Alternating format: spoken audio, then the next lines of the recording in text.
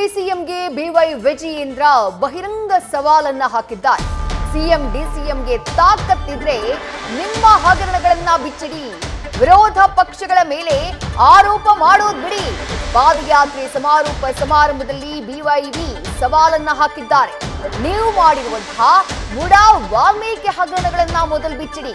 ಸಿದ್ದರಾಮಯ್ಯ ಅವರು ವಿರೋಧ ಪಕ್ಷಗಳಿಗೆ ಧಮಕಿ ಹಾಕುವುದನ್ನ ಬಿಡಬೇಕು ಅಂತ ಹೇಳಿ ಮೈಸೂರಿನಲ್ಲಿ ಮೈಸೂರು ಚಲೋ ಪಾದಯಾತ್ರೆಯ ಸಮಾರಂಭದಲ್ಲಿ ಬಿಜೆಪಿ ರಾಜ್ಯಾಧ್ಯಕ್ಷ ಬಿವೈ ವಿಜಯೇಂದ್ರ ವಾಗ್ದಾಳಿಯನ್ನ ಮಾಡಿದ್ದಾರೆ.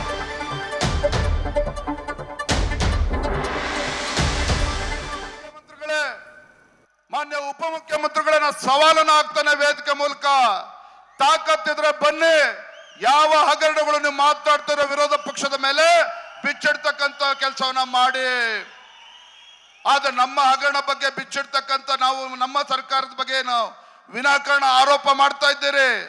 ಅದನ್ನ ಮಾಡುವ ಮುನ್ನ, ನಮ್ಮ ಮೇಲೆ ಆರೋಪವನ್ನ ಮಾಡುವ ಮುನ್ನ ತಾವೇನು ಮುಚ್ಚಿಟ್ಟಿದ್ದೀರಲ್ಲ ವಾಲ್ಮೀಕಿ ಅಭಿವೃದ್ಧಿ ನಿಗಮ ಮತ್ತು ಮೂಡ ಹಗರಣ, ಮುಚ್ಚಿಟ್ಟಿರ್ತಕ್ಕಂಥದನ್ನ ಬಿಚ್ಚಿಡ್ತಕ್ಕಂಥ ಕೆಲಸ ಮಾಡಿ ಮುಖ್ಯಮಂತ್ರಿಗಳೇ.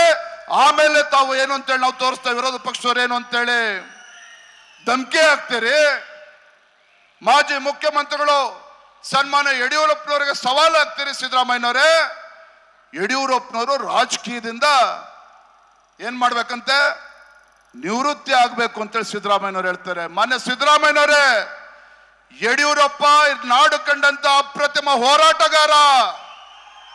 ಈ ರಾಜ್ಯದಲ್ಲಿ ರೈತರು, ಬಡವರು, ದೀನ ದಲಿತರು, ಕೃಷಿ ಕಾರ್ಮಿಕರ ಪರವಾಗಿ ಕಳೆದ 4 ದಶಕಗಳಿಂದ ನಿರಂತರವಾಗಿ ಹೋರಾಟವನ್ನ ಮಾಡಿಕೊಂಡು ಈ ನಾಡಿನಲ್ಲಿರ್ತಕ್ಕಂಥ ಬಡವರ ಪರವಾಗಿ, ರೈತರ ಪರವಾಗಿ ಧ್ವನಿ ಎತ್ತಿರ್ತಕ್ಕಂಥ ಏಕೈಕ ಹೋರಾಟಗಾರ ರಾಜ್ಯ ಕಂಡಿದ್ರೆ ಸನ್ಮಾನ್ಯ BS ಯಡಿಯೂರಪ್ಪನವರು. ಸನ್ಮಾನ್ಯ BS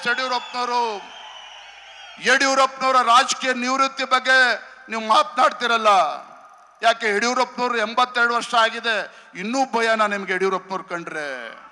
ಇನ್ನೂ ಭಯನ ಸ್ವಾಮಿ ನಿಮ್ಗೆ ಯಡಿಯೂರಪ್ಪನವ್ರು ಕಂಡ್ರೆ? ಯಡಿಯೂರಪ್ಪನವರ ಕೇಸ್ಗಳ ಬಗ್ಗೆ ಮಾತನಾಡ್ತೀರಿ.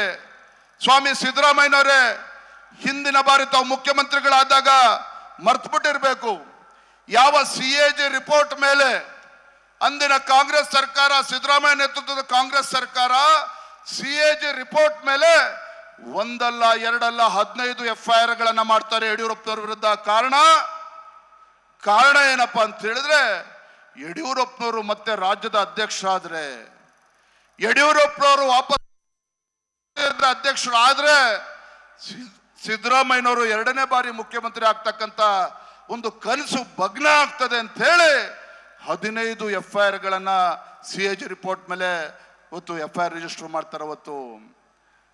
ಇವತ್ತು ಯಡಿಯೂರಪ್ಪ ವಿರುದ್ಧ ಕುತಂತ್ರಗಳು ನೆನ್ನೆ ಅಲ್ಲ ಮೊನ್ನೆ ಅಲ್ಲ, ಕಳೆದ 10-15 ವರ್ಷದಲ್ಲಿ ನಿರಂತರವಾಗಿ ಯಡಿಯೂರಪ್ಪನವ್ರನ್ನ ರಾಜಕೀಯವಾಗಿ ಮುಗಿಸ್ಬೇಕು ಅಂತಕ್ಕಂಥ ಷಡ್ಯಂತ್ರ ಏನು ನಡೆದುಕೊಂಡು ಬಂದಿದೆ. ಇದರ ನಡುವೆನೂ ಸಹ ಯಡಿಯೂರಪ್ಪನವ್ರು ಯಾವತ್ತೂ ಕೂಡ ಬೆನ್ನು ತೋರಿಸಿ ಹೋಗ್ಲಿಲ್ಲ. ಸನ್ಮಾನ್ಯ ಸಿದ್ದರಾಮಯ್ಯನವರೇ, ಯಡಿಯೂರಪ್ಪನವ್ರು ಯಾವತ್ತೂ ಕೂಡ ಹೆದರು ಓಡೋಗ್ಲಿಲ್ಲ. ಮೊನ್ನೆ DK ಶಿವಕುಮಾರ್ ಅವರೇ, ಯಡಿಯೂರಪ್ಪನವರ ಬಗ್ಗೆ ಹಗುರವಾಗಿ ಮಾತನಾಡ್ತಕ್ಕಂಥದ್ದನ್ನ ಬಿಡಿ, ನಿಮ್ಮ ಕುರ್ಚಿಯನ್ನ ಉಳಿಸ್ಕೊಳ್ತಕ್ಕಂಥ ಕೆಲಸವನ್ನ ಮಾಡಿ. ನ್ಯೂಸ್ ಫಸ್ಟ್ ನಿರ್ಭೀತಿಯಿಂದ ನಿಮ್ಮ ಪರವಾಗಿ.